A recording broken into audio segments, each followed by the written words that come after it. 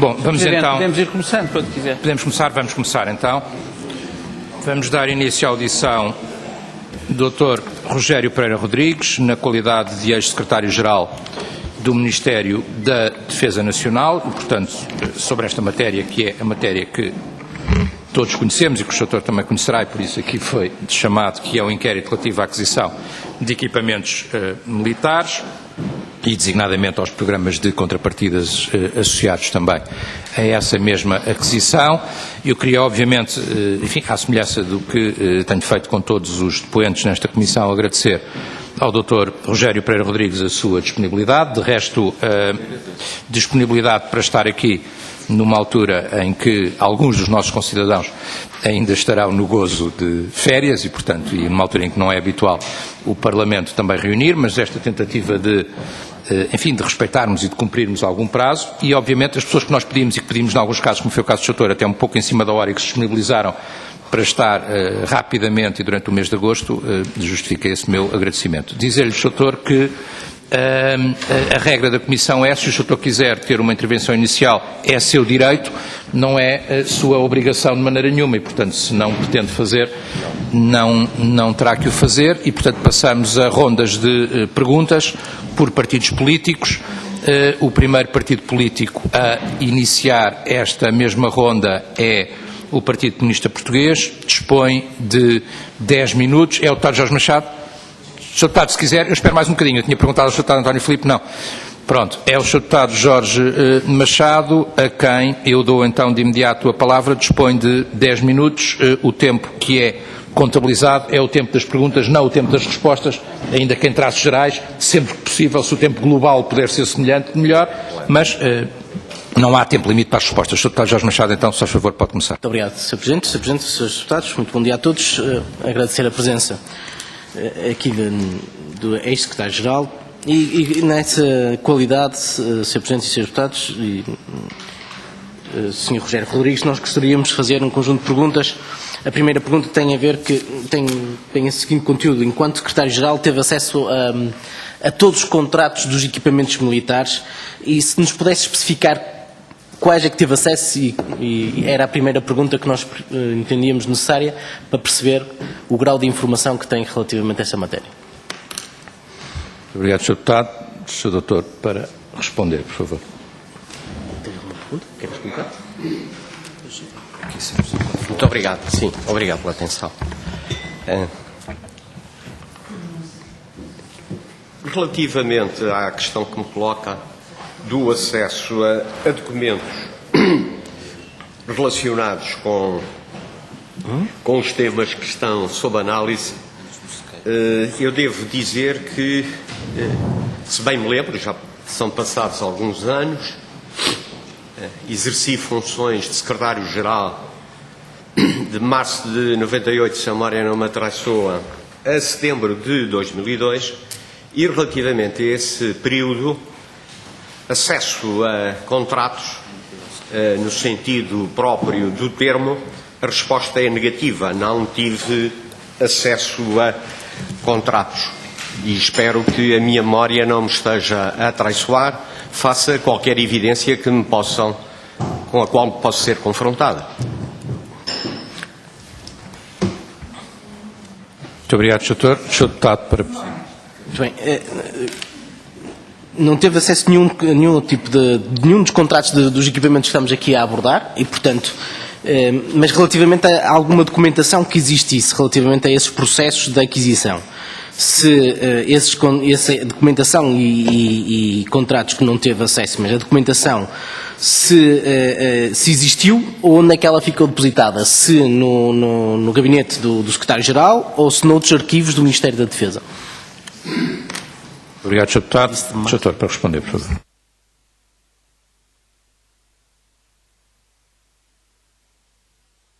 Uma parte da sua questão, muito obrigado por esse desculpa. Durante o período que exerci funções de secretário-geral, não era a Secretaria-Geral, entidade na qual tinha responsabilidades, que havia a incumbência de ficarem guardados documentos. Quanto ao ter participado em processos, sim, a minha resposta é sim. Participei na qualidade de secretário-geral, portanto, uma participação institucional e não pessoal, no processo relativo à aquisição de submarinos. Fiz parte, estive presente, portanto, fiz parte dessa comissão, estive presente num número significativo de reuniões.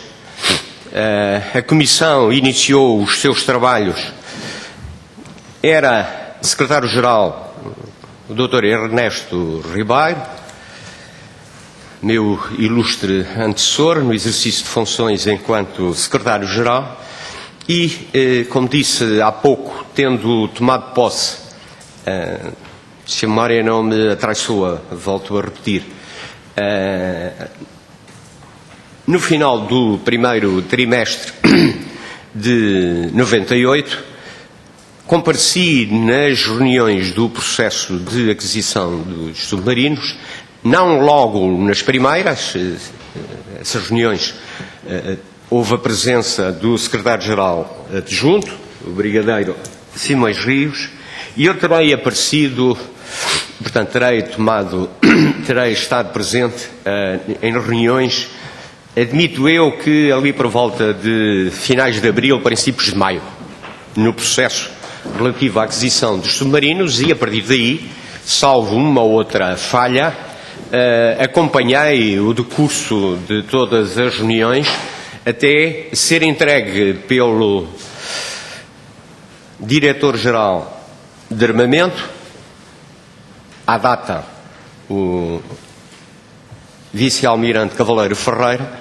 o processo ao Governo. Não me competia a mim, na qualidade de Secretário-Geral, iniciar e desenvolver, tomar iniciativas nesse âmbito.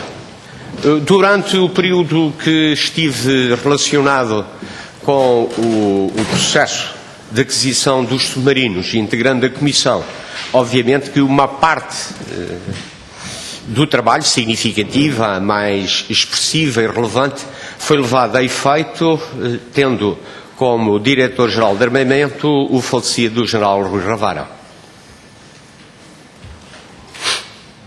Muito obrigado, Sr. Deputado, por favor. Muito obrigado, Sr. Presidente. Presumo da sua resposta que a documentação que resultou dessa fase em que participou ficou nos arquivos do Ministério da Defesa, ou foi entregue ao Governo. Presumi bem. Muito bem.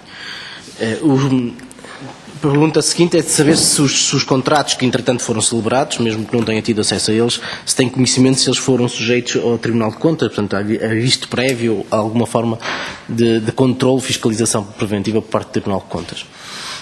Muito obrigado, Sr. Deputado. Sr. Deputado, para responder, por favor. A questão que me coloca, do que me recordo, tenho condições para responder que, relativamente ao processo, creio não estar a baralhar situações de aquisição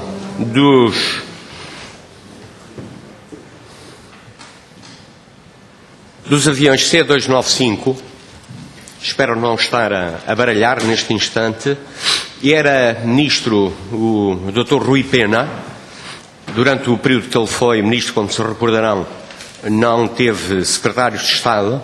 Isto quer dizer que eu, enquanto Secretário-Geral do Ministério, era muitas vezes solicitado pelo Ministro para várias situações, e uma delas foi a incumbência de eu próprio entregar o processo para visto relativo a essa situação no Tribunal de Contas. Portanto, entreguei-o pessoalmente ao atual Diretor-Geral, porque a essa data ainda já era Diretor-Geral do Tribunal de Contas, o Conselheiro Farinha Tavares. Obrigado, Sr. Deputado. Muito obrigado pela resposta.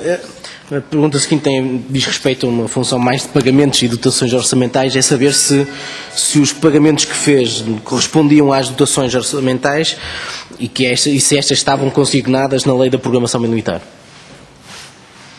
Doutor.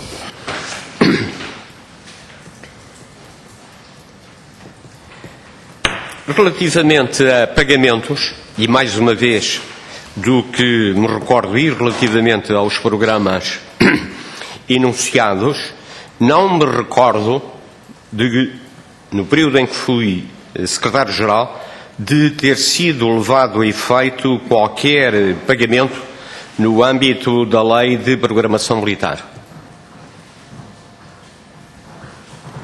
Muito obrigado, Sr. Deputado. Pergunta óbvia, e fora do âmbito da programação militar? E fora do âmbito da lei da programação militar? Doutor, pode responder. Muito obrigado.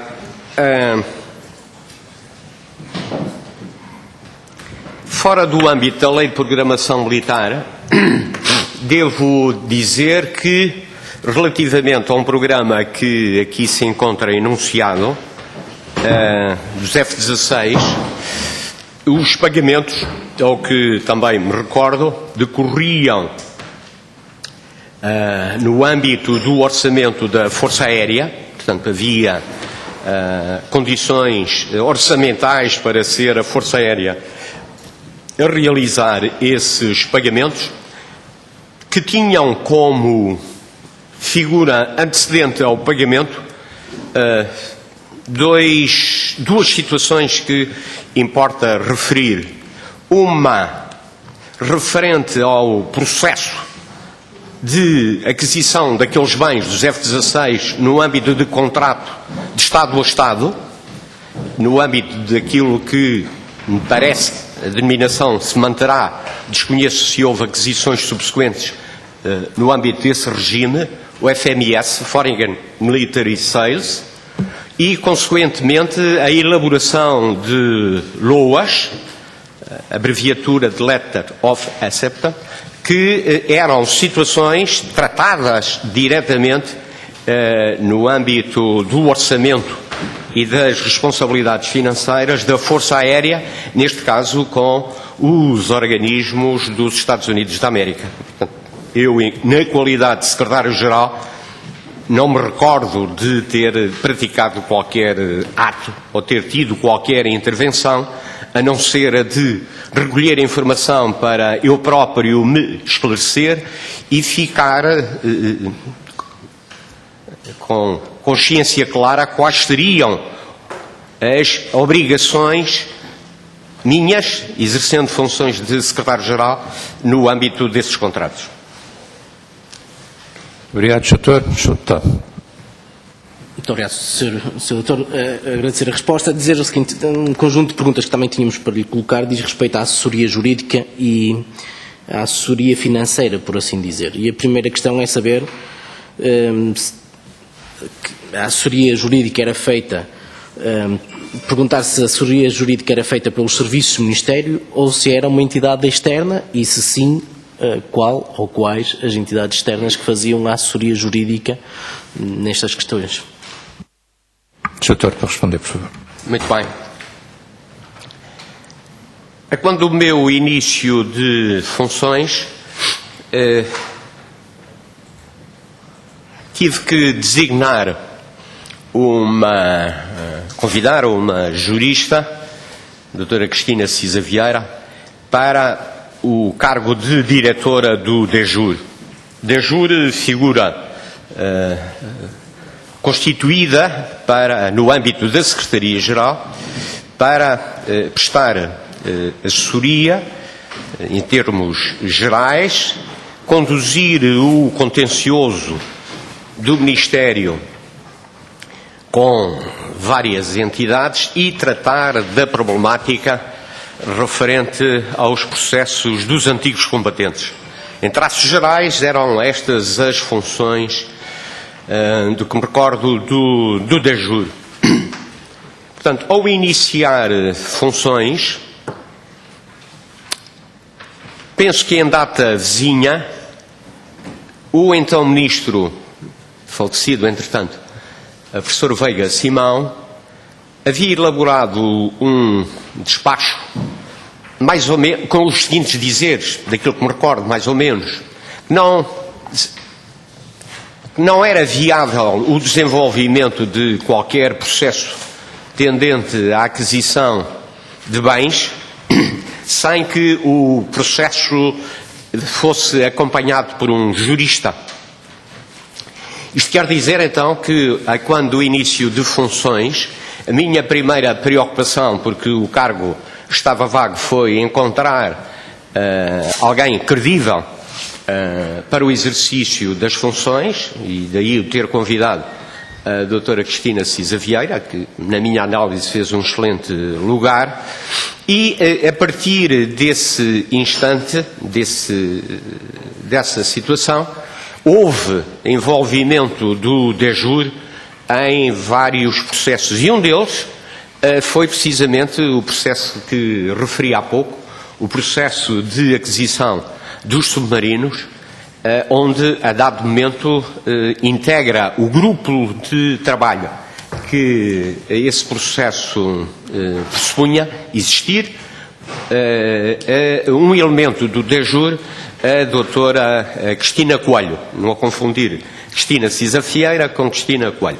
Portanto, isto para lhe dizer que, do que me recordo, foram afetos aos processos, e o que referi há pouco é o mais significativo para mim e emblemático, por assim dizer, do período em que estive no Ministério a exercer funções, e foi alocado o recurso, em termos pessoais, de maior valia que o DEJUR na altura tinha a esse processo, e repito o nome da doutora Cristina Coelho.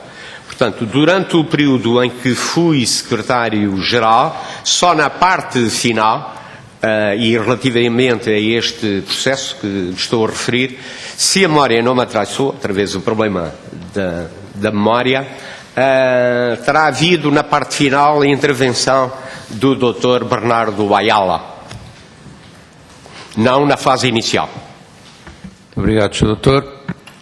Sr. Deputado, por favor. Muito obrigado. No conjunto de documentos que nós temos a participação de outras entidades, nomeadamente um advogado que é transversal a um conjunto de programas militares, o Dr. Sérvulo Correia e associados. Sobre essa matéria não tem nada a acrescentar, nunca lhe passou pela mão a contratação ou participação deste gabinete de advogados. Obrigado, Sr. Deputado. Sr. Doutor. Que eu me recorde, poderá ter havido a participação desse advogado ou outros afetos à respectiva sociedade de advogados.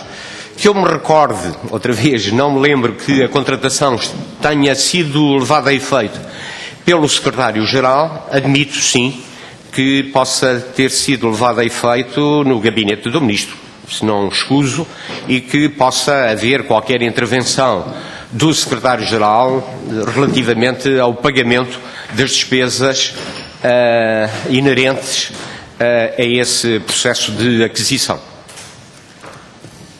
Obrigado, Sr. Doutor. Sr. Deputado. Uma outra pergunta tem a ver com a assessoria jurídica. É predominante nos processos da aquisição destes equipamentos a participação da ESCOM. E a pergunta era que tipo de relação é que existia com a ESCOM para ela ser de tal forma predominante. E, portanto, se quisesse abordar essa matéria, agradecíamos uma resposta sobre ela. Obrigado, Sr. Deputado. Sr. Doutor. No período em que tive responsabilidades como secretário-geral, portanto, como referi há pouco, a minha saída será ali por meados de setembro de 2002 e nunca me recordo desse nome. Portanto, é surpresa para mim no âmbito do exercício das minhas funções.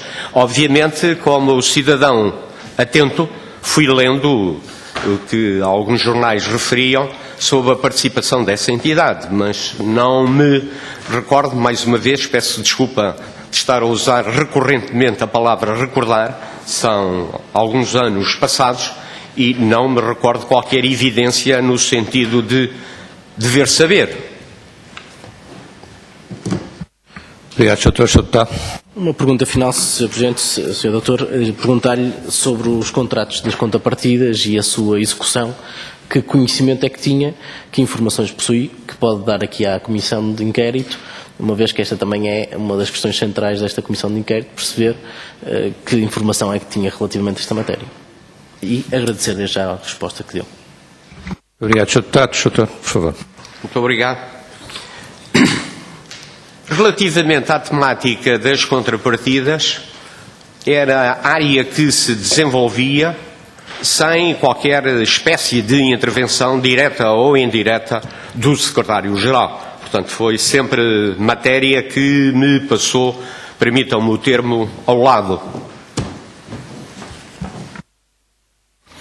Muito obrigado, Sr. Deputado. Não pretendo mais nenhum esclarecimento, tá? Muito obrigado. Passamos então, no mesmo regime e no mesmo registro, ao grupo parlamentar seguinte, que seria, em normalidade, o grupo parlamentar do Bloco de Esquerda. O grupo parlamentar do Bloco de Esquerda, no entanto, informou que o Sr. Deputado João Semedo informou-nos já depois de um contacto que eu pedi que não terá ocasião de estar presente nesta audição, penso de resto que noutras se fará substituir pelo Sr. Deputado Helena Pinto, pelo menos a informação que eu tenho, mas que nesta não estaria presente, é a informação que nós temos, e portanto passamos ao grupo parlamentar seguinte, que é o grupo parlamentar do Partido Social Democrata, o Sr. Deputado António Proa. Por favor, é o Sr. Deputado Elsa Cordeiro. Por favor, Sr. Deputado Elsa Cordeiro, então dispõe também de 10 minutos, como sabe. Muito obrigado, Sr. Deputado. Muito obrigado, Sr. Presidente. Desde já cumprimentar o Dr. Rogério Rodrigues e agradecer a sua presença nesta Comissão de Inquérito. Nesta audição que foi solicitada pelo PCP e desde já, não querendo ser deselegante, penso que tudo aquilo que respondeu e sendo esta iniciativa da própria partido do PCP, penso que foi bastante claro em relação às questões feitas, nas suas respostas em relação às questões feitas pelo PCP, por isso digo-lhe já e agradeço, não teremos nenhuma questão a fazer. Muito obrigado, Sra. Deputada. Seguimos então a ordem também dos partidos. Se eu tivesse cortado o relógio a tempo, Sra. Deputada teria gasto 35 segundos, que é um recorde. Seguimos a ordem dos partidos e eu dou a palavra ao Partido Socialista, é o Sr. Deputado José Magalhães. Sr. Deputado José Magalhães, por favor. Senhor Presidente, Srs. Deputados, Sr. Dr. Rogério Rodrigues, eu julgo que a contribuição que pode dar para os trabalhos da Comissão deve circunscrever-se, obviamente, ao período em que exerceu funções, e esse período é um período caracterizado por várias decisões, ou pelo menos pelo estado avançado de algumas decisões sobre aquisição de equipamentos ao abrigo da legislação sobre programação militar. E julgo que já nos deu uma contribuição para perceber o método decisional ao sublinhar que à Secretaria-Geral, nesse domínio, cabia um papel muito limitado e que a estrutura decisional, tanto a de aconselhamento como a situada ao nível político, utilizava a Secretaria-Geral estritamente para efeitos de controle de legalidade, em parte, através das doutoras Cristina Cisa Vieira e Cristina Coelho, e na parte final o Dr. Bernardo Ayala, elemento que representava a Sociedade de Advogados Sérgio Correia e Associados, e que adquiriu, portanto, um conhecimento muito profundo de toda a matéria contratual, e interveio na discussão e na negociação das cláusulas contratuais que vieram modelar vários dos contratos relevantes, designadamente em matéria de submarinos. Mas o Sr. Doutor não. Portanto, a sua intervenção não se traduzia nem na redação de cláusulas contratuais, apenas no acompanhamento de alguns dos trabalhos dos comitês técnicos, designadamente técnico-militares, e não percebi se da Comissão de Contrapartidas dos submarinos, que é diferente da Comissão de Contrapartidas geral, como os diversos presidentes tiveram ocasião de nos sublinhar já nesta Comissão. Portanto, julgo que nos poderia dar talvez uma ideia mais precisa de qual era o papel do Secretário-Geral, sendo certo que serviu durante um período, enfim, limitado, mas apesar de tudo considerável, tendo uma mudança de governo pelo meio, não é? Entre 98 e... mais duas mudanças de governo, porque incluiu a mudança do 14º governo para o 15º governo constitucional, não é? Ou seja, é um período onde há alterações de protagonismo ministerial e onde há alterações de protagonismo dos responsáveis da própria administração pública. Eu julgo que pode dar-nos uma ideia desses três períodos, no fundo, e tendo sido um elemento de continuidade, em que é que se traduziram as mudanças nas estruturas de aconselhamento e nas estruturas decisionais nesses períodos distintos, sob responsabilidade de ministros distintos também. Deputado Soutor, para responder. Muito obrigado. A questão que me coloca leva-me a dizer que, relativamente ao processo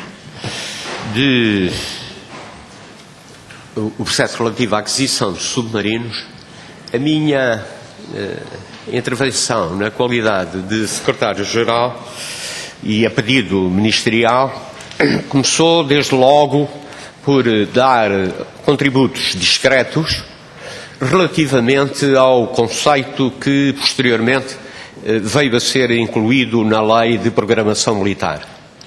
O conceito de locação, quer na vertente de locação financeira, quer na vertente de locação operacional.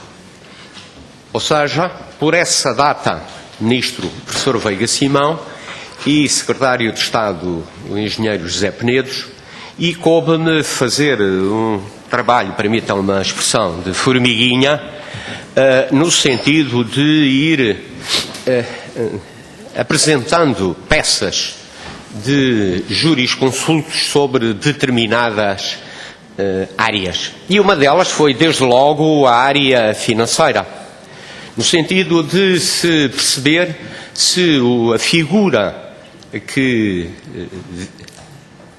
vindo a ser adotada com frequência e sucesso no âmbito do setor empresarial privado, seria, à data, possível transpô-la para o direito financeiro público, como acabou por acontecer.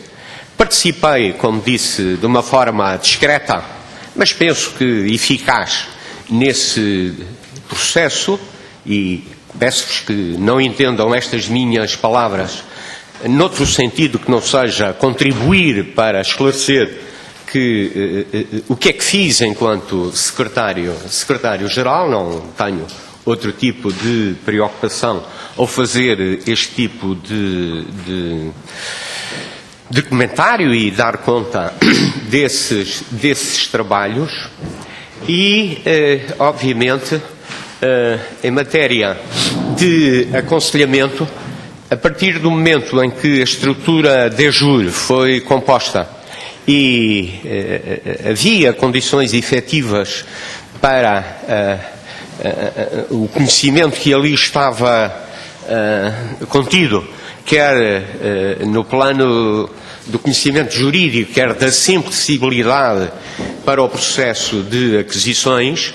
E quando digo sensibilidade para o processo de aquisições, aproveito a oportunidade para dizer que o Decreto-Lei 33/99, que regula o processo de aquisição dos bens militares, foi levado a efeito na sequência de um pedido expresso que o então Ministro me fez, e que foi possível levá-lo a efeito com a estrutura do DEJUR. Sem essa estrutura não tinha sido possível levar a efeito aquele trabalho.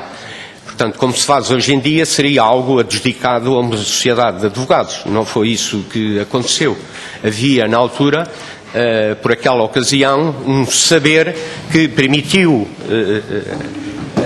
apresentar, que o Ministério da Defesa e o Ministro apresentasse em conselhos a proposta que depois veio dar origem ao diploma que conhecemos.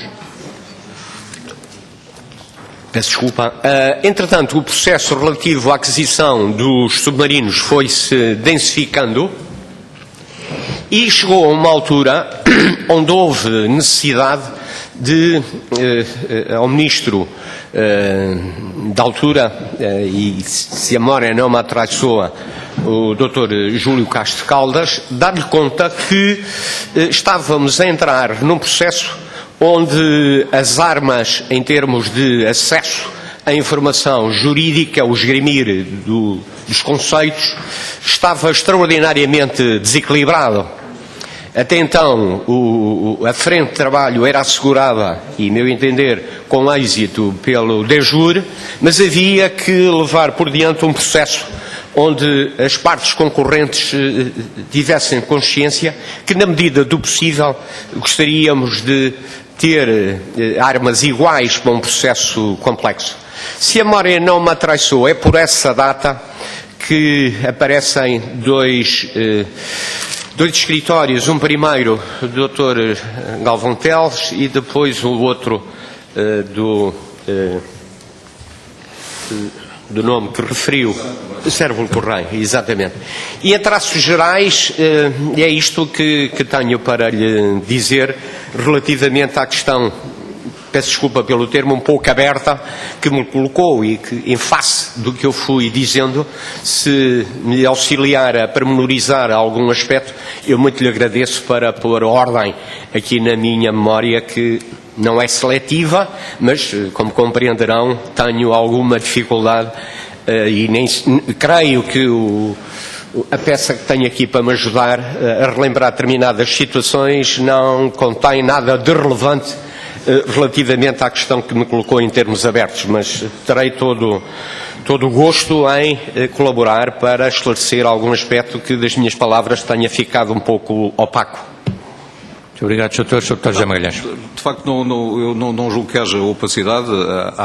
É descrito o terreno e o mecanismo de aconselhamento jurídico. Podemos agora aproximar-nos de questões mais concretas sobre a forma como esse mecanismo foi acionado. Entre o Sr. Ministro Castro Caldas teve ocasião de clarificar, ou seja, de reforçar a ideia de que não tomou uma decisão final sobre o processo dos submarinos, só estamos a falar dele, da minha parte, pelo menos, neste momento, não tomou uma decisão final, pela razão muito simples de que, tendo um governo sem maioria absoluta e tendo o governo caído, e estando, portanto, em mera gestão, e tendo os partidos de oposição sido consultados e entendido que não havia consenso sobre a matéria, ele não devia avançar com o contrato. E foi isso mesmo que aconteceu no 14º Governo.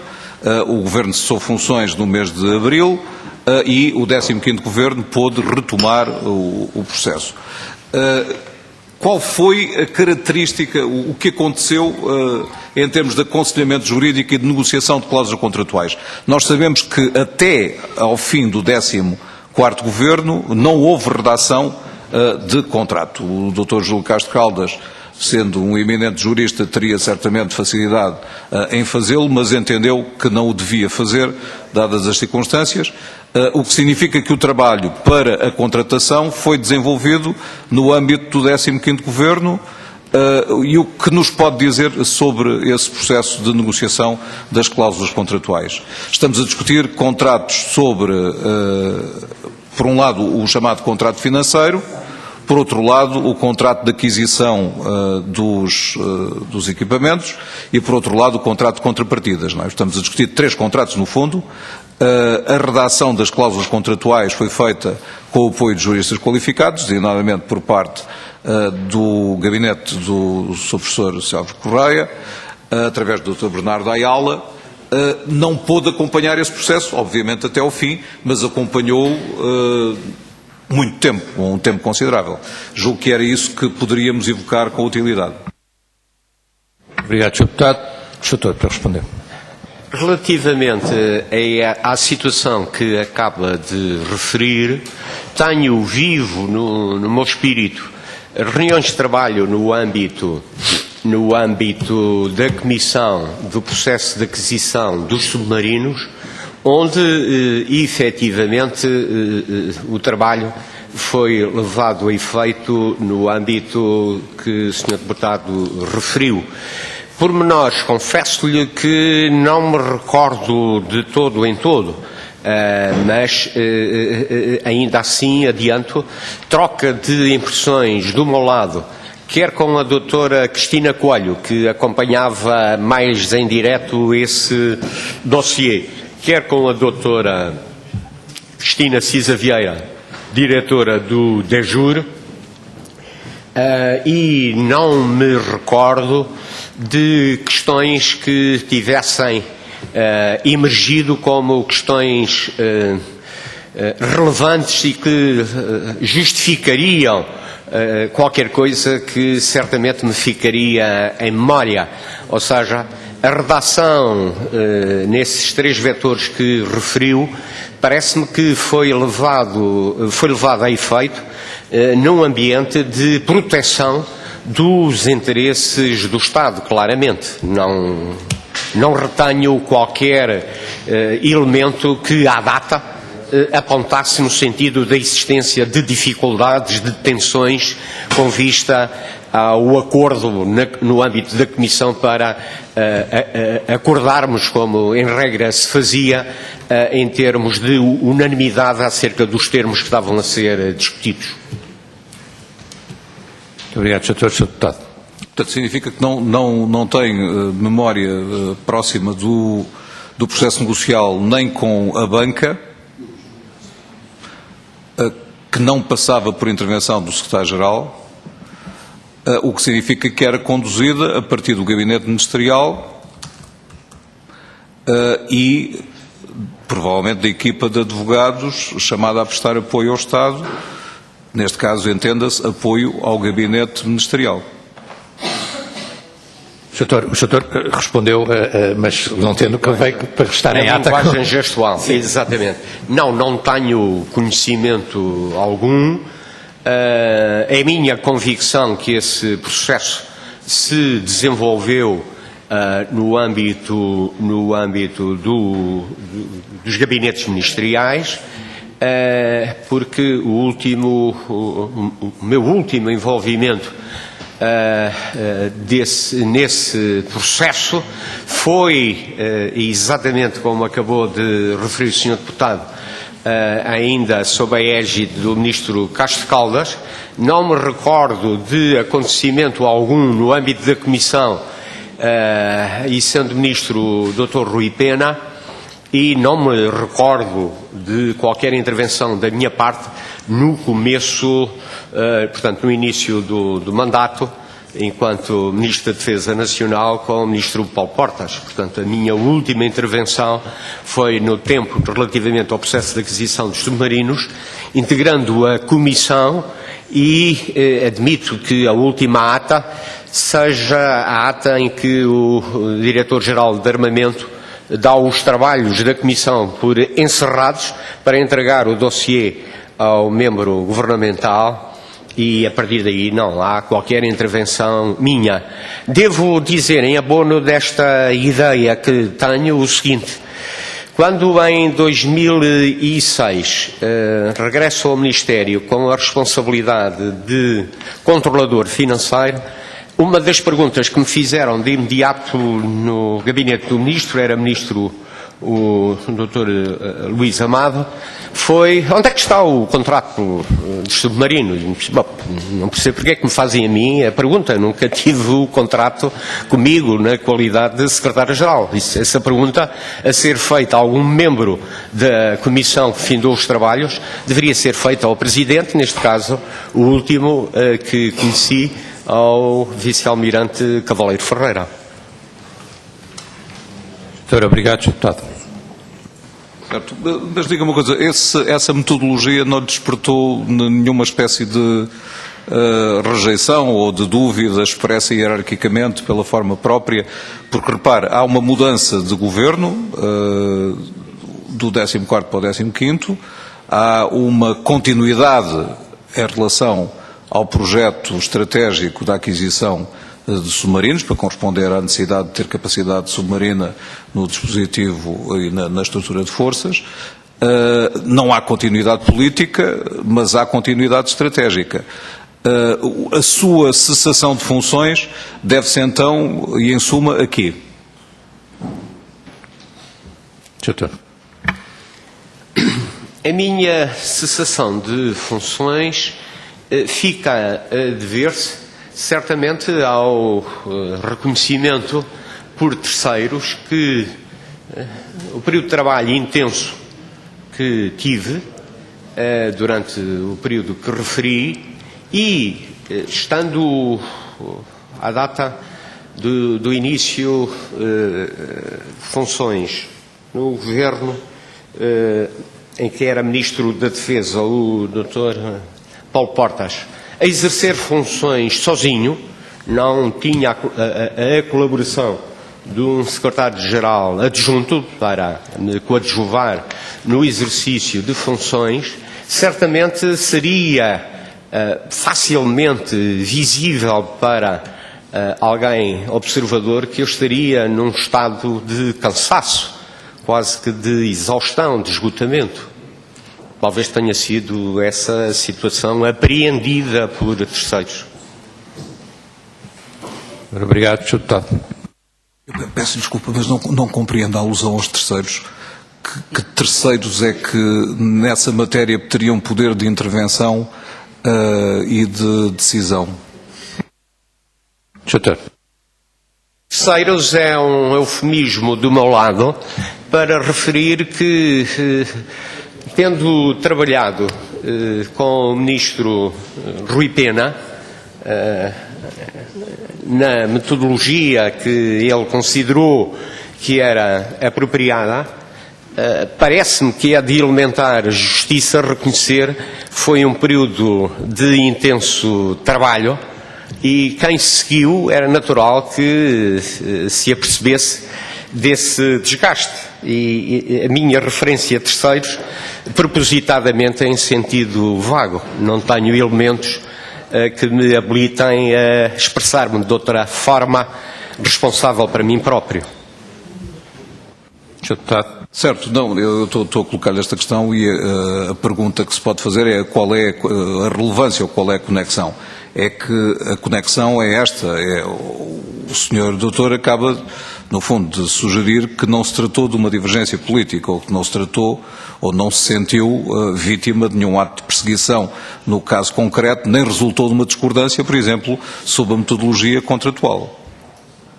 Ou resultou? Doutor. Claramente que a minha resposta é negativa. Não houve qualquer espécie de abordagem relativamente às questões que enunciou. Nenhuma negativa. Um não puro e duro. Ok, muito bem. Portanto, esse ponto é obviamente importante. Olhando para trás e considerando a metodologia utilizada para a celebração dos contratos, tanto o financeiro como da aquisição, como o outro de contrapartidas, tem alguma reflexão crítica ou autocrítica ou de apreciação de imperfeições e vícios metodológicos e lições para o futuro, sendo certo que não teremos mais contratos, evidentemente, de contrapartidas, mas teremos, espera-se, contratos de aquisição e contratos de financiamento? Doutor. A questão que me coloca é para mim, portanto, tem para mim duas vertentes. A vertente enquanto servidor público que trabalhou no Ministério até ao final, portanto, do último trimestre, do penúltimo trimestre de 2002, E, nesse âmbito, as notícias que pude acompanhar apontavam no sentido, como depois veio a acontecer mais tarde, do desenvolvimento do processo de aquisição dos submarinos. Portanto, para mim constituiu novidade a aquisição apenas de 2 unidades e não de 3, e relativamente à questão financeira era uma questão de facto um bocadinho em aberto, como é que se poderia levar a efeito aquela temática, embora, de memória, digo que as verbas que a Lei de Programação Militar continham, à luz do figurino que vinha sendo esboçado para a efetividade da aquisição daqueles bens, pudesse prosseguir. O desenvolvimento do processo mostrou que a sua finalização tem contornos, penso eu, que se possa expressar-me assim, um pouco diversos daqueles que ajudei a erigir. As razões subjacentes desconheço em absoluto, não foi processo que não acompanhei à data, e pelo desempenho de funções posteriores no Ministério nunca senti necessidade de aprofundar esse tema. Doutor, obrigado. Sr. Deputado, ainda dispõe de...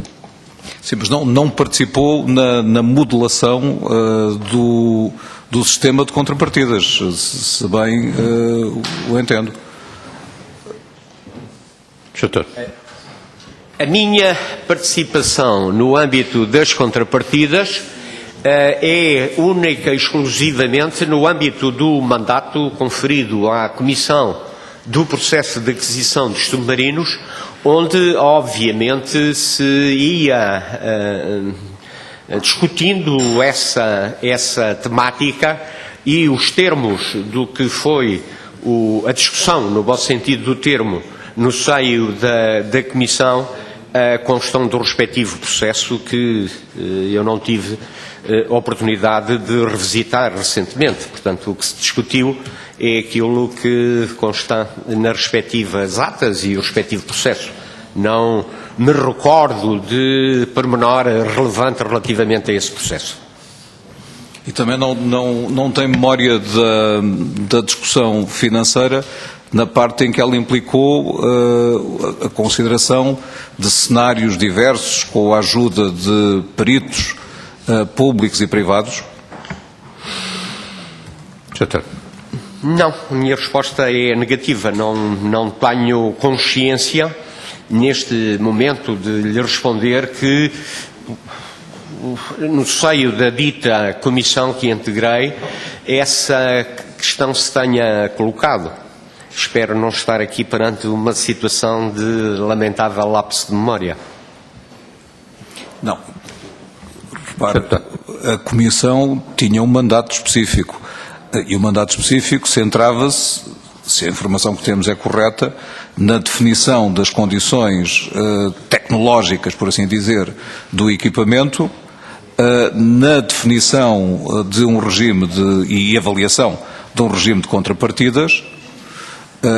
Estou a falar de sempre e apenas de submarinos, e na apresentação ao Governo de relatórios sobre esses aspectos. Julgo que a questão financeira foi sempre deixada, e o seu depoimento vai nesse sentido, para a instância correta, isto é, para o Governo. É para isso que os Governos servem, para encontrar soluções jurídicas e financeiras e garantir a sua viabilização no Parlamento e fora dele. E julgo que foi isso que aconteceu neste caso concreto. Mas já agora aproveitava para lhe perguntar se nesse processo, e já não nas suas vestes de membro ou de participante na Comissão Técnica, por assim dizer, mas na qualidade de secretário-geral, portanto com responsabilidades financeiras, nunca teve qualquer contacto com a ESCOM.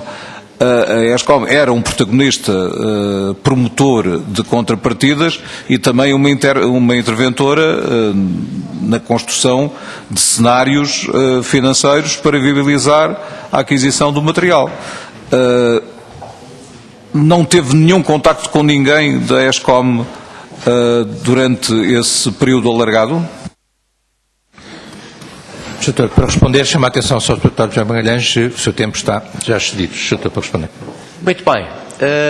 Aqui duas questões. De facto, no âmbito da Comissão, como o Sr. Deputado diz e bem, subscrevo o contexto e a minha participação no processo foi o de contribuir para o esclarecimento das questões que na altura se colocavam e também a parte relativa às contrapartidas. Lembro-me de discussões na Comissão sobre esse vetor, que elementos considerar como relevantes e na altura, se a memória não me atraiçoa, mais uma vez peço perdão pela expressão, é recorrente. Havia, na altura, por parte do Ministério da Defesa, interesse num projeto de um navio polivalente e admito que esse tema, à data, pudesse ter sido objeto de troca de impressões dos membros da Comissão. Se chegou a integrar ou não qualquer compromisso no âmbito das contrapartidas, confesso, já não me recordo. Admito que sim, que o assunto do navio polivalente foi abordado. Questões com a empresa que referiu, com a ESCOM, tal como respondi quando anteriormente me foram feitas perguntas nesse domínio, a minha resposta é a mesma e perentória: não tive nunca qualquer espécie de contacto direto ou indireto com pessoas ou instituições relacionadas com a ESCOM. Muito obrigado. O seu tempo está excedido. Enfim, de qualquer forma, ainda disporá de uma segunda ronda, se for essa a sua pretensão, Sr. Deputado. Nesta primeira ronda, o último partido a fazer as suas perguntas, o CDS-PP, a Sra. Deputada Cecília Meireles, dispõe também de 10 minutos. Sra. Deputada, por favor. Muito obrigada, Sr. Presidente. Queria agradecer em primeiro lugar ao Dr. Rogério Pereira Rodrigues o facto de estar aqui hoje connosco para nos dar algumas explicações sobre o período em que foi Secretário-Geral do Ministério da Defesa Nacional. Eu, em primeiro lugar, só para tentar fazer uma pequena súmula e até para a minha compreensão pessoal perceber se retirei as consequências corretas daquilo que foi dito.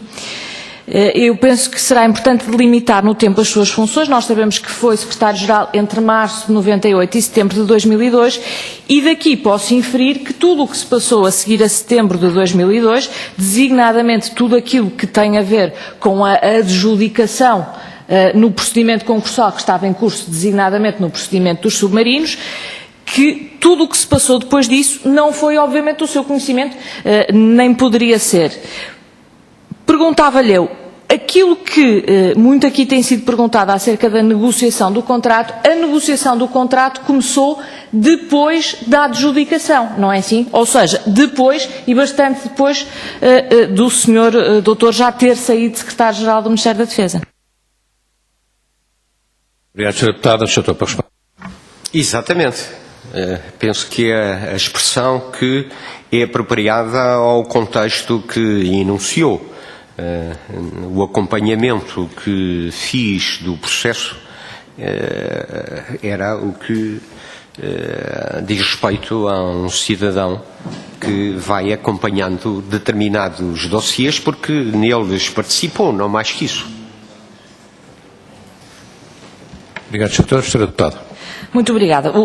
Durante este tempo, de facto, aquilo que se passa neste procedimento concursal é que ele é aberto, ele decorre e ele encerra-se com um relatório propondo a adjudicação que não chegou a ser feita e depois o concurso foi alterado e houve novas bafo e houve novo relatório, enfim, e o Sr. Doutor já não estava quando nada disto aconteceu, é apenas o primeiro relatório final. Bom, então percebi bem.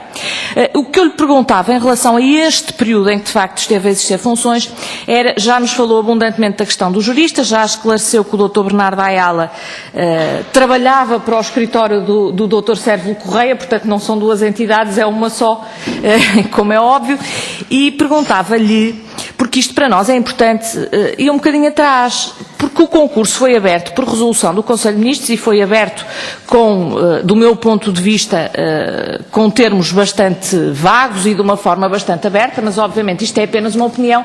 O que eu lhe perguntava é quem é que elaborou, digamos assim, a resolução do Conselho de Ministros ou o programa relativo à aquisição de submarinos? Foi com certeza um jurista. O que eu me perguntava é que jurista é que elaborou este programa, esta abertura de concurso.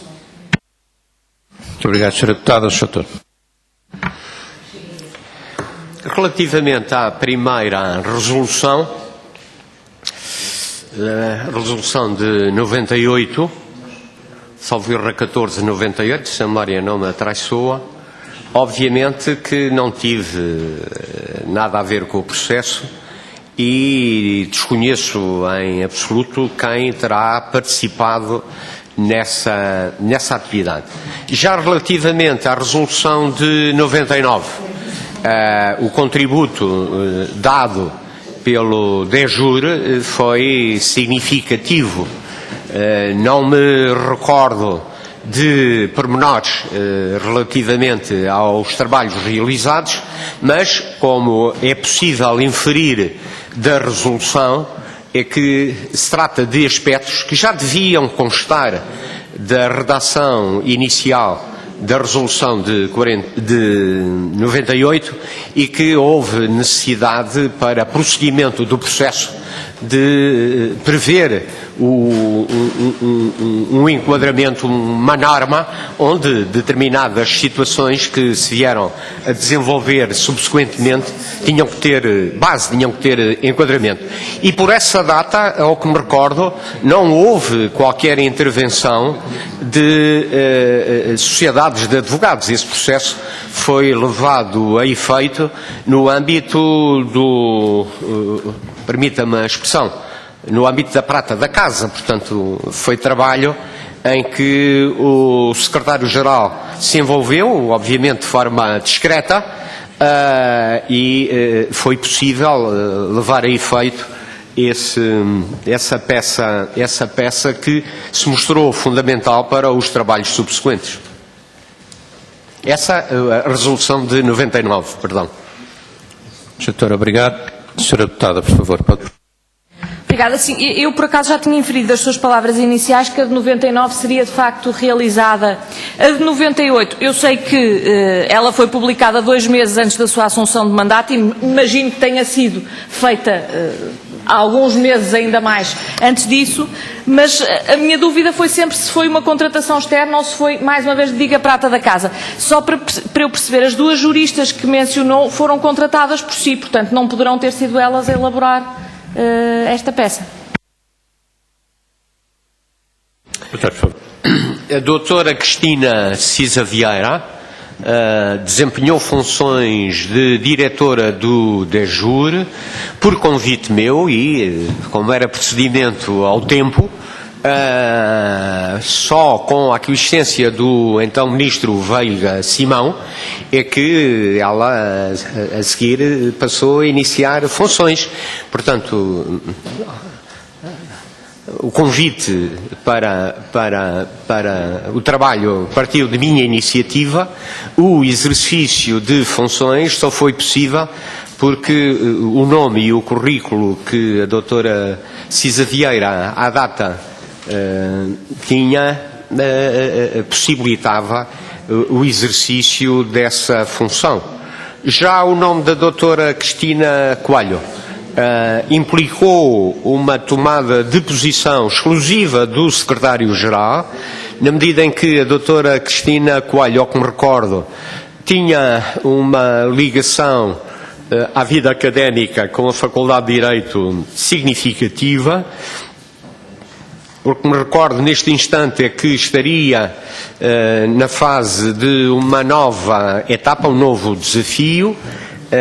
O trabalho académico em termos de doutoramento, tinha um timing e durante esse período não foi possível levá-lo a efeito, por razões do foro pessoal da doutora Cristina Coelho, mas a seguir nunca me arrependi, enquanto secretário-geral, e hoje mais distanciado do tempo, considero que foi uma valia extraordinária ter contratado a doutora Cristina Coelho. Obrigado, Sr. Sra. Deputada. Muito obrigada, Sra. Doutora. Não quis de modo nenhum pôr em causa a competência quer de uma, quer de outra jurista, uma das quais, aliás, conheço noutras funções que presentemente ocupa na Associação da Hotelaria de Portugal e, portanto, não tenho dúvida nenhuma acerca da sua competência, que, aliás, pude testemunhar pessoalmente. Era só para perceber se teriam sido elas ou não a elaborar, porque, de facto, esta resolução tem-nos causado aqui algumas perplexidades, não só ao Grupo Parlamentar do CDS, mas a vários outros, e era para perceber qual é a lógica, qual foi a lógica que ela presidiu. No âmbito da sua participação na Comissão PRAS, alguma vez percebeu qual seria a razão para a utilização de uma shortlist de candidatos? Ou seja, alguma vez percebeu porque é que era fechado o número de empresas que se podiam candidatar à produção, digamos assim, dos submarinos? Isto teria a ver com alguma razão técnica de não haver assim tantas empresas quanto isso, produtoras de submarinos, ou tantos consórcios quanto isso, ou nunca percebeu porque é que foi tomada esta decisão? Doutor. Os trabalhos levados a efeito no seio da Comissão, como penso eu que resulta do próprio teor da Resolução 1498, e espero não estar a cometer aqui um lapso na denominação da resolução em causa, apontam para trabalhos anteriores já levados a efeito. Portanto, o processo de aquisição dos submarinos é um processo complexo, é um processo que envolve bastante tempo, porque de bens com características específicas se trata. A situação da shortlist, a ideia que tenho neste momento, portanto, o que a minha memória me habilita a responder, é que, obviamente, estávamos perante um ambiente onde já se sabia o que se queria, mais ou menos, em termos das especificações gerais, e certamente só 3 entidades se mostravam em condições de serem, passo o termo é meu, desafiadas a apresentar propostas tendentes à aquisição dos submarinos. Portanto, não havia interesse em alargar o processo, porque o mercado, a ideia que tenho, nesse âmbito, era um mercado muito estreito e específico, sabia-se quem era quem, o que é que valia, o que é que podia apresentar, e, portanto, a figura da shortlist não, penso eu, que não me surpreendeu por essa razão. Ainda assim, recordo-me que, quando foi da abertura de propostas, e aqui estou um bocadinho inseguro, que uma entidade, já não me lembro do nome dela, quer dizer, se atrasou, a proposta não chegou a ser, penso eu, aberta. A memória já não me auxilia muito nesse pormenor. Mas, respondendo em concreto, parece-me que a questão da shortlist tem a ver com aquilo que se pretendia comprar nas melhores condições possíveis, como é óbvio, e que fosse ao encontro daquilo que a Marinha Portuguesa necessitava. E essa mesma Marinha estava representada na Comissão através do, que eu me recordo, do Superintendente dos Serviços de Material, numa primeira etapa dos trabalhos o Vice-Almirante Mota e Silva e depois o Vice-Almirante Vidal de Abreu. Muito obrigado, Sr. Doutor. Sra. Deputada. Muito obrigada, Sr. Doutor. Em relação ao funcionamento desta Comissão PRAS, nós falamos já muito aqui também nesta Comissão sobre como foi, em relação às contrapartidas, como foram sendo densificados, digamos assim, os critérios relativos às contrapartidas, porque aquilo que temos na resolução de 1998 é bastante vago. Depois, em 99, de facto, já há uma maior densificação, mas verificamos, estudando as atas desta comissão, e eu percebo que a sua memória, estamos a falar de coisas que já foram há muitos anos, mas verificamos até da troca de correspondência feita entre a Comissão Prazo e os concorrentes, que os concorrentes, quer dizer, chegaram ao cúmulo de perguntar, mas afinal, a quem é que nós podemos apresentar contrapartidas? Como é que elas se avaliam? Entre aspas, e a linguagem é minha, não dos concorrentes, mas é para tratar convosco ou é para tratar com a Comissão de Contrapartidas? Afinal, quem é que gera esta parte do processo? Bom, e a Comissão vai esclarecendo-se, mas percebe-se que a confusão é grande. Aliás, o Dr. Castro Caldas, quando questionado por mim sobre isto, respondeu que, e eu cito, que era um pântano. O que eu lhe perguntava é se apercebeu dessas dificuldades e que ações foram tomadas nessa altura para começar a resolver este problema, que do meu ponto de vista tem a ver com a forma como o concurso foi aberto, mas em todo caso essa é a minha opinião e não me condiciona de forma nenhuma. Muito obrigado, Sra. Deputada. Sr. Doutor, para responder. Relativamente ao que me pergunta, devo dizer que a temática das contrapartidas, como se compreende, é algo que já se leva a efeito em termos de discussão na Comissão, numa etapa próxima do final dos trabalhos. A referência feita pelo então Ministro Castro Caldas, confesso que não a tinha presente, tenho dúvidas que seja o termo que retrata adequadamente o que se passava ao tempo. Parece-me a mim esta data o que fazer para aclarar, obviamente, como a Sra. Deputada teve a oportunidade de referir, é consultar as atas para tentar perceber o que é que lá consta. Recordo-me de discussões vivas com os representantes do Ministério da Ciência e Tecnologia e com os representantes do Ministério da Indústria acerca do que é que se pretendia sobre essa matéria. Mas certamente isso, em termos de pormenor, constará, penso eu, haverá alguma possibilidade de, através das atas, se ficar com alguma ideia. Do meu lado, confesso-lhe que não detenho informação para poder dar contributo mais significativo para esse assunto. Doutor, obrigado. Sra. Deputada.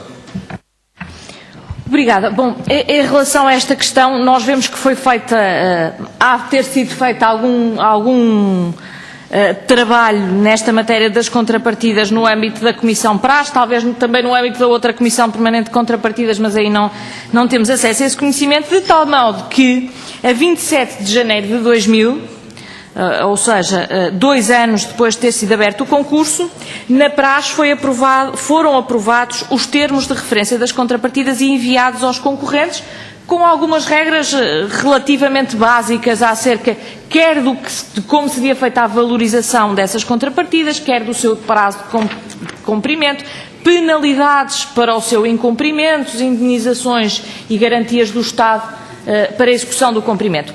O que eu lhe perguntava é se tem memória se os concorrentes aceitaram ou não estas contrapartidas ou objetaram a estas contrapartidas. Ou estes termos de enquadramento, melhor dizendo. Peço desculpa. Obrigado, Sra. Deputada. Não tenho memória de pormenores. Acredito que tenha sido assunto algo complexo para que os concorrentes apresentassem as suas melhores propostas. Do que me recordo, foi do ambiente vivo e intenso que antecedeu os termos em que a Comissão chegou ao final com uma proposta nesse âmbito. Não me recordo, ainda que fosse vagamente, dos termos que constam desse documento.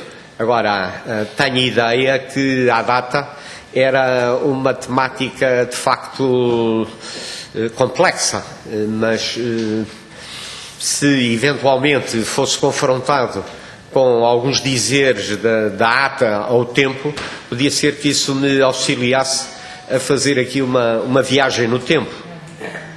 E não tenho elementos, doutora. Peço-lhe compreensão, mas... Muito obrigado, Sr. Deputado. Obrigada. Tenho, naturalmente, nós estamos a falar de acontecimentos de 2000 e estamos em agosto de 2014, portanto eu percebo que a memória seja curta, mas de qualquer maneira talvez lhe avive a memória, porque eu tive o cuidado de consultar as atas.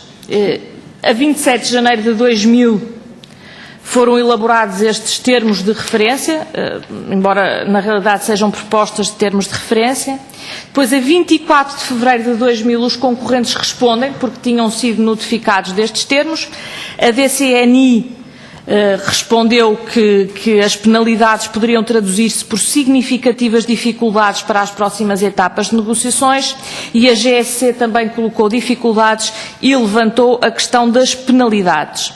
Depois, em 7 de junho de 2000, na ata 42, o Presidente da Comissão PRAS informou a Comissão que nem a DCNI nem o GSC, que eram na altura os dois concorrentes, os únicos dois que restavam, assinaram a declaração dos termos de referência enviada pela Comissão. E daqui suponho eu que terá havido um processo negocial, porque depois verificamos que muito mais tarde, em outubro, já numa reunião em que creio, aliás, o Sr. Doutor não esteve presente, são ratificados uma relação de projetos de contrapartidas, de 25 projetos de contrapartidas, e depois, mais tarde ainda, em 11 de novembro, são de facto aprovados os termos de referência, presumo eu, já negociados com os concorrentes. A minha questão aqui é muito simples, Sr. Doutor. Primeiro, é perceber como é que decorreu este processo negocial, porque as cláusulas, não tenho agora tempo de lhe estar a descrever, mas posso lhe dizer que nós temos acesso ao documento inicial e ao documento final e elas são substancialmente diferentes, como é aliás normal num processo negocial, mas em todo caso são as cláusulas que depois muitos apontam problemas, portanto importa perceber porque é que ficaram estabelecidas aí. E em segundo lugar, e essa matéria eu confesso não consigo perceber, é porque é que um mês antes de se assinar os termos de referência já se estava a aprovar contrapartidas e já se estava a aprovar uma lista de contrapartidas. Muito obrigado, Sr. Deputado. O Sr. Doutor, para responder, por favor.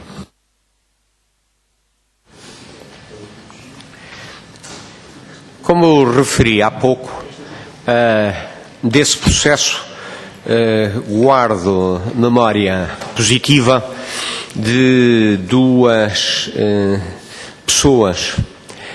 Numa primeira etapa, do Diretor-Geral de Armamento, na pessoa do General Rui Ravara, entretanto falecido, portanto já depois do fecho deste processo, e pedia que me auxiliasse relativamente a estas situações que referiu, se já são as 2000, parece-me a mim que ainda são situações do tempo do General Rui Ravara. As situações de 2002, creio eu, que já são, e designadamente a referente a 7 de julho, admito que esteja na vizinhança, ao que me recordo, da última ata realizada e já com a intervenção do Almirante Cavaleiro de Ferreira. Ora, eu creio que por esta data as nossas dificuldades em termos de comissão e no domínio das contrapartidas fossem algumas, ou seja, no sentido de tentar integrar aquilo que seriam os desejos das pessoas que integravam a Comissão e tendo responsabilidades no âmbito da Direção-Geral da Indústria e, eventualmente, no âmbito do Ministério da Ciência e Tecnologia, na medida em que colocariam questões que certamente para o ambiente em que nos situávamos, Ministério da Defesa, Marinha como entidade interessada nos bens, e seria certamente à data ponto de tensão se porventura as contrapartidas não confluíssem para os bens da defesa, mas não consigo ir além destas ideias muito gerais que acabei de referir, se é que merecem esta qualificação de ideias gerais. Peço a sua compreensão. Muito obrigado, Sr. Sra. Deputada, ainda dispõe de tempo, se quiser. Disponho, tenho duas perguntas sobre que têm a ver com os concorrentes. A primeira é se tem memória de porque é que em 24 de setembro de 1999 foram apurados 2 concorrentes para a fase de negociação e os outros 4 ficaram fora desta fase, foram excluídos do concurso. Doutor. Doutora, só de memória não consigo responder-lhe. Portanto, sinto-me incapaz daquilo que é a minha memória, esboçar aqui qualquer resposta ao que me pergunta. Sr. Deputado. Eu compreendo, e aliás já tivemos essa dificuldade com algumas outras pessoas que vieram aqui, mas não deixa de nos fazer alguma confusão, porque em bom rigor um concurso faz-se precisamente para apurar um vencedor, portanto todos os passos que levam a chegar à pessoa que ganha à entidade que ganha o concurso são importantes e este parece fundamental. Eu perguntava-lhe, em relação à escolha depois final e que resultou do relatório e que neste relatório de 12 de julho de 2001 foi graduada em primeiro lugar a proposta do concorrente francês, a DSNI, mas no entanto já nessa altura, e não levando aqui em conta tudo o que veio a acontecer depois, que foi muita coisa, mas já nessa altura, quer o Ministro, o Sr. Ex-Ministro da Defesa Rui Pena, quer o Sr. Ex-Ministro Castro Caldas, demonstraram algumas dúvidas em relação à escolha deste concorrente. Designadamente, por exemplo, o Dr. Castro Caldas disse-nos que foi ver o modelo que estava a ser proposto, de submarino que estava a ser proposto por este concorrente, disse que foi ao Chile vê-lo e disse, e eu cito, vindo lá convencido que aquilo não era verdade, ou seja, as capacidades que lhe estavam a ser descritas cá não eram verdade. Disse também, e eu cito, o relatório da Comissão tinha imprecisões. Também o Dr. Rui Pena achou que alguma coisa estava errado, procurou junto de quem sabia, os técnicos e a Comissão de Contrapartidas, e todos disseram que os submarinos alemães eram superiores aos franceses. E pedi, para além do Chile, também o Paquistão não estava satisfeito com os submarinos franceses.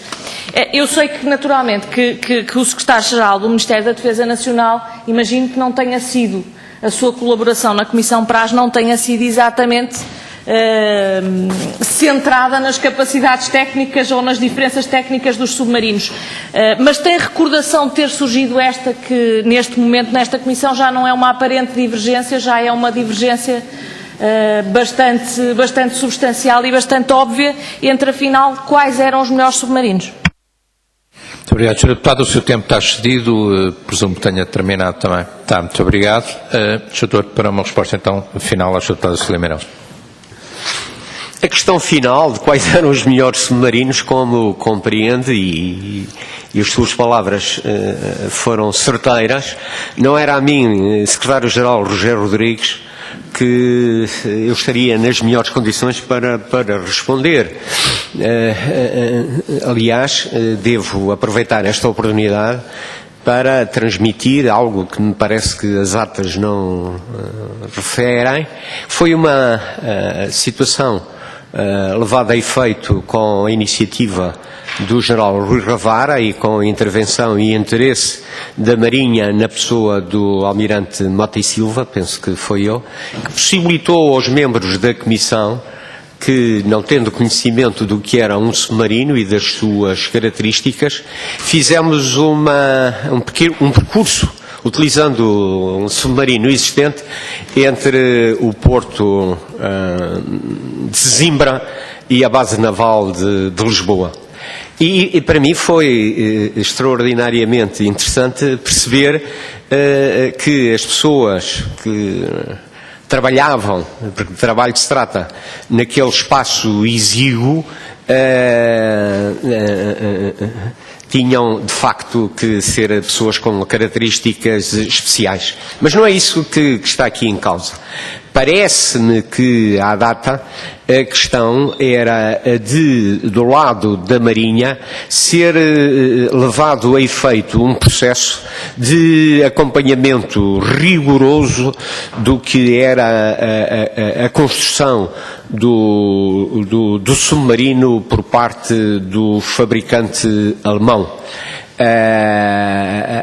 Aquilo que constava das declarações dos oficiais de Marinha sobre a temática, penso eu que é também matéria que deve ser observada para que efetivamente haja condições para responder se efetivamente àquela data havia elementos técnicos que apontassem para a resposta, sim ou não, à questão que a senhora deputada acaba de referir. A não ser por essa via, eu penso que, e face ao tempo, entretanto, decorrido, será extraordinariamente difícil respondermos se o submarino alemão preenchia os requisitos que estavam em cima da mesa para a seleção. Doutor, obrigado. Está terminada esta primeira ronda. Os partidos têm, se assim entenderem, direito ainda a uma segunda ronda e, eventualmente, ainda a uma terceira, se houver perguntas individuais de deputados. Pergunto na segunda ronda, pela mesma ordem, PCP não pretende usar a palavra, o Bloco de Esquerda não está presente, PSD presumo que não, uma vez que também não o fez na primeira, Partido Socialista na segunda ronda também não, CDS-PP acabou de fazer as perguntas da primeira, portanto presumo, sim.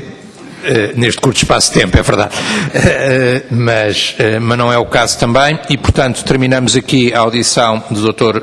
Rogério Rodrigues, cuja presença e os esclarecimentos que nos trouxe eu agradeço mais uma vez.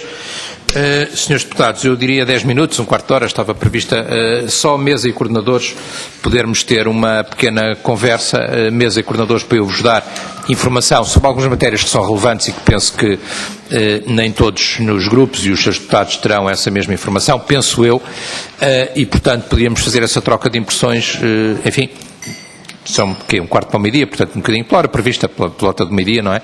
Pararíamos agora 10 minutos, se calhar nem tanto. 5, 10 minutos, 10 minutos. 10 minutos, eu precisava só de sair 10 minutos, se fosse possível, eu próprio, e até para nos despedirmos do setor também, portanto 10 minutos e não será mais do que isso, seguramente, os deputados, está bem? Muito obrigado. E muito obrigado mais uma vez.